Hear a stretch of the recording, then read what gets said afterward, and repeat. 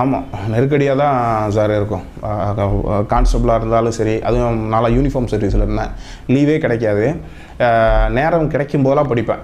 8 மணி நேரம் எனக்கு டியூட்டி, மீதி நேரத்துலலாம் வந்து ரூமில் இருக்கும்போது படிப்பேன், நைட் டியூட்டியில் இருக்கும்போது படிப்பேன், திரும்ப காலையில் வந்து உட்காந்து படிப்பேன். என்னோடய நேரங்களை கரெக்டாக பயன்படுத்திக்கிட்டேன்.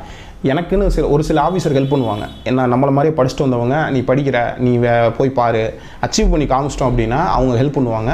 இப்போ கூட ஒரு ஆர்டிஓ சார், நான் டிரான்ஸ்போர்ட் டிபார்ட்மெண்ட்டில் அசிஸ்டண்ட்டில் இருக்கேன். அந்த ஆர்டிஓ சார் நான் இந்த வேலைக்கு செலக்ட் ஆகிறதுக்கு முன்னாடி எனக்கு வந்து லீவ் கொடுக்குறாரு. நீ படிச்சுட்ருக்க, நீ தெளிவாக தான் இருக்க, நீ போய் படி, உன்னால் பாஸ் பண்ண முடியும் அப்படின்னு சொன்னார். அவர் கொடுத்த உத்வேகம் கூட எனக்கு ரொம்ப சந்தோஷமாக இருந்துச்சு. அதனால் வேலையிலேருந்து படிக்கலாம், கொஞ்சம் நாட்கள் ஆகும்.